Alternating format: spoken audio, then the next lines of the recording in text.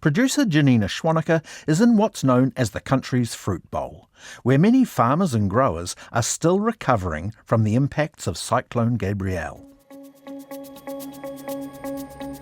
In 2023, Cyclone Gabrielle struck off the east coast and Hawke's Bay, devastating both regions and killing 11 people. From above the air in a company helicopter, fourth-generation orchardist Cameron Taylor quickly began to understand the scale of the devastation as he helped rescue those trapped on surrounding rooftops. The cyclone left behind millions of tons of silt and debris. 2 years on, the region has made a remarkable recovery.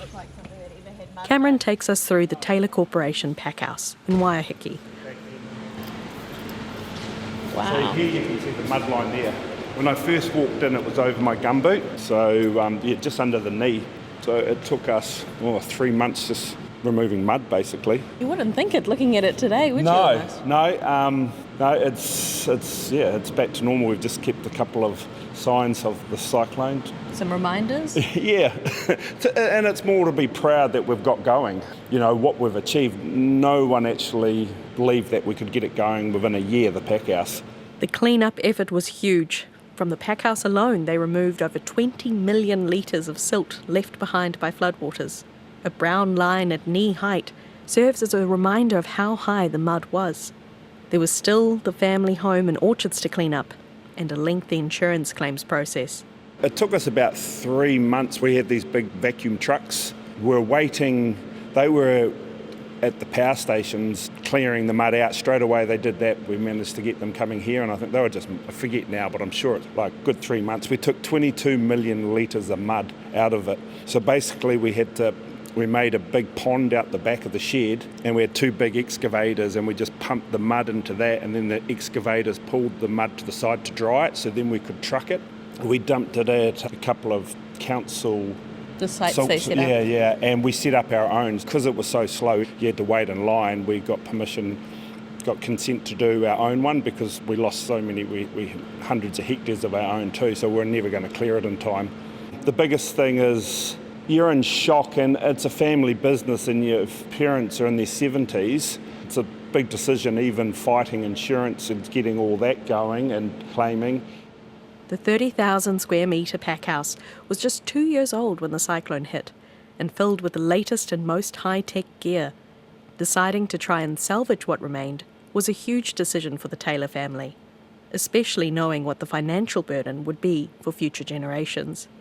We're knowing what we lost is going to be generations to get that back. It's not my kids, it's not my debt now, it's probably going to be your grandkids' debt or the great-kids. You know, it hit us at the worst stage. When the fruit's on the tree, you have no insurance. If it's in a bin, you've got full insurance. We had, a few hundred bins picked out of 30, 40,000 bins.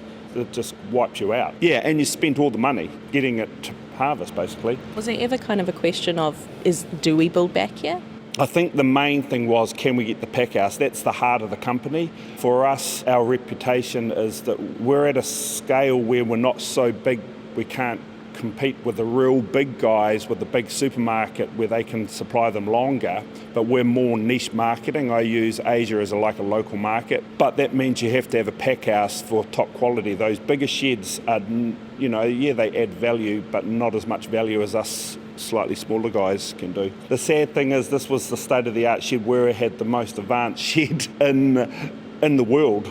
Yeah, there's bigger sheds with technology, but we had robotic forklifts. It was only 2 years old. That was actually a good thing because we'd built it, everything was brand new, we had all the designs, so that's where it was like for like. This is a reorder, exactly what we had. We're talking about the decision to keep going too. In the packhouse we'd updated with the automation, but later on this morning we'll go and see the orchard. For about 8 years we've been developing automation in the orchard with blue sky stuff of robotics in the orchard. We've even had trials with robotic tractors and all that. So that was a big decision. We've already cut our labour units in half with robotic pruning and all that. So that it was exciting. Before the cyclone we were excited what we had achieved. So that was the big boost that year. We can actually dig us out of this hole.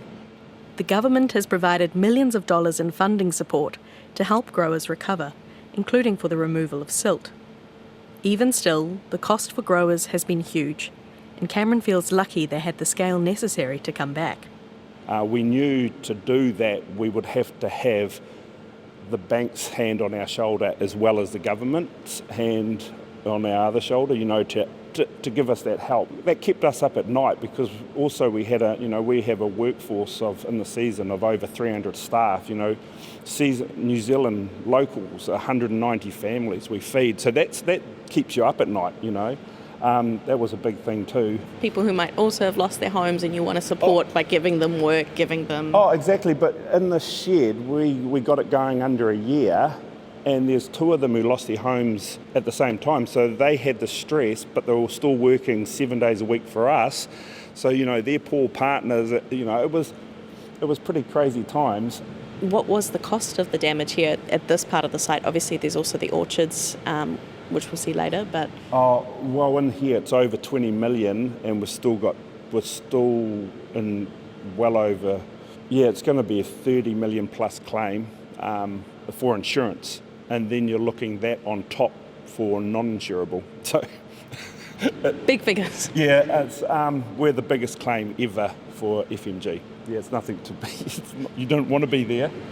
And I think it was so big, the speed of the money coming out of them that was the real frustrating. It was all on receipts and trying to get it done. We're buying things, it has to be loaded on a ship, and we haven't got the money. Well, they're not going to load it on the ship till we've got money because we've lost all our money. To keep our payroll, you're talking when you have 300 staff, you imagine your payroll every week. It's money just disappears real quick. Cameron's proud to say they had the packhouse back up and running within a year of the cyclone. The packhouse is the pride and joy of the operation. It's a hum of activity come harvest time, when they can process more than 50,000 bins of apples, both for Taylor Corporation and other orchards. We've got a season under our belt and it went really well. Everything you see here is new. The porters there, they were only in for 1 year. Even though a lot of it was out of the water, we had 30-degree days straight after the cyclone with, half a metre of mud still in here. The humidity, it was like raining inside. So all the electrics, it just corroded basically, and no one, that's the frustrating. You think these are good, they look fine, but inside the corrosion. So the companies who supplied them, they just cancelled their licences straight away because they're not going to guarantee it. So what you see just went to scrap metal, which is all these robots just went onto big trucks to the scrap metal yard. It was just, it was crazy. The high tech now once again driving the packhouse is testament to New Zealand leading the charge of fruit automation and the future of the horticulture sector. Cameron talks us through some of the futuristic-looking equipment: automated conveyors, graders and washers. As you're looking around and as you walk down here too, it's something to be proud of. Is this is all designed in New Zealand. I used to be able to put my hand on my heart, say everything was made in New Zealand. Some of the companies now, Compact got taken over, bought by Tomra. So it's a New Zealand company, but it's been bought outside and now they've moved it offshore. But it is still, the design companies are in New Zealand, so we're world leaders with fruit automation and robots. And as you can see with these porters here, rapid packers, they're made in Tauranga. These robots here, it's gone through all defect sorting with the cameras. Every apple has had well over 500 photos taken of it, multiple times, defect sorted, and then it gets placed in with the robotic suction cups and put in there. So by the time it gets to the end user, it's only the end buyer and the picker that's touched the fruit. Outside the packhouse, you can see the impacts of the cyclone on the surrounding orchard block where Cameron's family also live. Where the silt has been cleared, there's now bare dirt, young trees poking through their protective coverings. They've had over a quarter of the trees die and are still replanting. Last year they replanted about 22 hectares, and this year they hope to do about 40. So here is, it's the house block here. This was all damaged, the trees all died. They were older trees. But now we've got all the latest planting techniques. And as I said before, what gave us hope to keep going was in the 8 years of developing the orchard into automation, we've managed to get the height down so there's no 90% of the fruit is picked off the ground. We're not using ladders. Everyone says, and we were the same, was, the land is so expensive and air is free. You've got all the space, but it's not free. You've got a labour side. Yeah. And then we are one of the last industries that we can actually use a ladder without another person holding it. So how long is that going to last? So, you can't have platforms. You imagine we're harvesting these fruit. If you've got, 600 hectares, it's just not economical to have that many platforms for a few months of the year. The money's not in it. So that's where we've learnt to grow. We're keeping it lower. The posts are smaller, the wires, but this will be all these are just massive walls, which are probably 400 wide of fruit. What was the ground like, this time February last year? It varies here. So this one block, we probably only had a 300 mil of silt over this. We have the river block, as you would imagine, where the stop banks burst, and we had over a metre of silt and shingle. Well, as you can see, these posts here, it was actually higher because we could only see the tops of the posts. So it's actually close to 2 metres in some area of shingle. And that area there alone, it cost us the price of the land. I think it was 170,000 a hectare and stuff just to clear the silt. You wondered, you walk away, well, it will be nothing, It's just shingle and silt. So we've had to spend that just to get it back to an orchard. How do you recondition the soil? How do you get it good for growing again? Well, we just removed all the silt and all the shingle, and that one block, the river block, there was a lot of gravel on that through the river, not just the silt. We just cleared it, and it's fine. It wasn't too bad. There was different types of silt. On the Naurua was a very sandy one, and on Tutai was a real clayey, muddy one. We've learned a lot. It was roughly for us around 70,000 a hectare average to clear the silt. We actually stopped in the end because we were going to just go broke just clearing the silt. It was just, we've got to remember too, some of it is long-term lease land, like 25, 30-year leases, so it's not even our land. Is it worth the investment then? Yeah, so you're negotiating with the landlord, who are older couples. They're in the 80s, 90s, some of them, they don't have the money too. You can't. So to keep going, so we've managed just like, we'll get this orchard back going if you extend it, give us another 25 years basically to hope. But yeah, there are the decisions. No one knew. All the scientists said the trees are going to die, and yes, we've got a lot of tree death. They didn't, where we cleared the silt, we've still got death.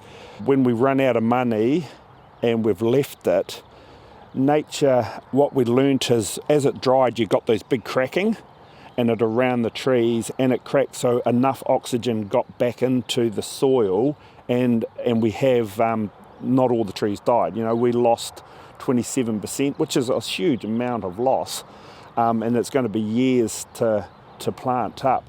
The industry faces a long road to recovery, but there are green shoots showing and new opportunities, such as new varieties and smarter orchard layouts. Cameron takes us through a new block where this is evident. That's the big thing too, is the new varieties. This is what you hear here is a king variety. It was actually from my own breeding program that my dad bred. So this is crossed between a Fuji and a Royal Gala. And it's doing amazing in Taiwan, China and Vietnam. We can't grow enough of this variety. So that's the exciting part. And we've got some pre-var varieties that we joined another family business in Nelson, and we've got a company, Next Generation, with Golden Bay Fruit. The two of us are joined. And we've got 2 pre-var varieties from the New Zealand breeding program. It's exciting, the future of that. So these are all the new plantings. So yeah, it's exciting times in that sort of sense. where we have to, with our labour units or labour so high, we can't compete against Chile. So the Royal Galas and those standard varieties are gone now. It's too expensive to grow. So we have to have these newer varieties. This block here is all the new varieties. There is a little bit of Galaxy, Royal Gala, but most of them are all pre-var varieties or from our own breeding program. So Sassy, Posh, King, we're in a Sassy block now, and what else is there? New Zealand Queen. So as we're standing in this block here, the rows are 1.3 kilometres long. It's all designed for automation. These, as you see, these trees, they're 6 years old, and we've hand pruned them once. It's all done by machinery, pruning wise, and now we are learning with the Darwin thinning, so we're using machine even thinning. That was a big decision. We know what we're doing. We had confidence. It was with the cyclone, to keep going, and that's what we said to the government.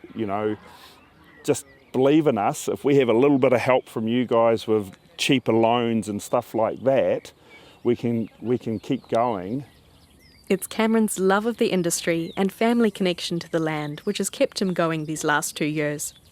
On difficult days, he's grateful to have a great team backing him, which has made the stress of restoring the packhouse all worthwhile. To be in this industry, you have to see the positives.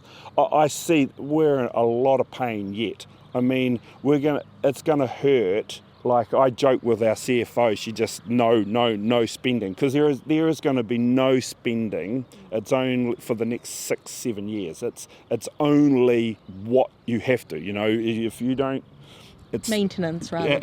Exactly. Are you feeling hopeful? Yeah, I'm positive. I see it. Yeah, it's real hard times now, but as you can see, we've got there. The cyclone has kicked us way back. Like these were designed with robotic tractors in there, and we were in the trial, so we actually had robotic pluses tractors going up and down these rows. What it's done is the cyclone has taken all your money, so those are now years away, which is sad. We've built this, we designed it, but that's life. And that's where I think New Zealand public has to know is the horticulture, what we earn, we spend. So it's not just, so we're buying those were built in Tauranga.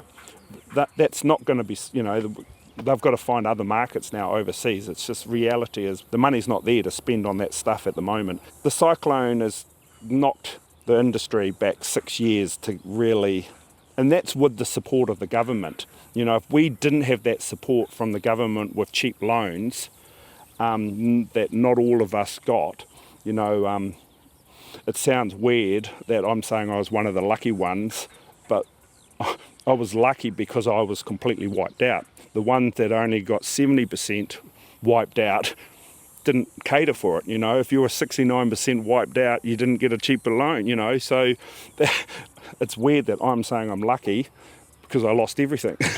But yeah, so it's going to be hard times for the next 6-7 years, really, because of capital. We've got to attract money outside, overseas money or something like that, to go.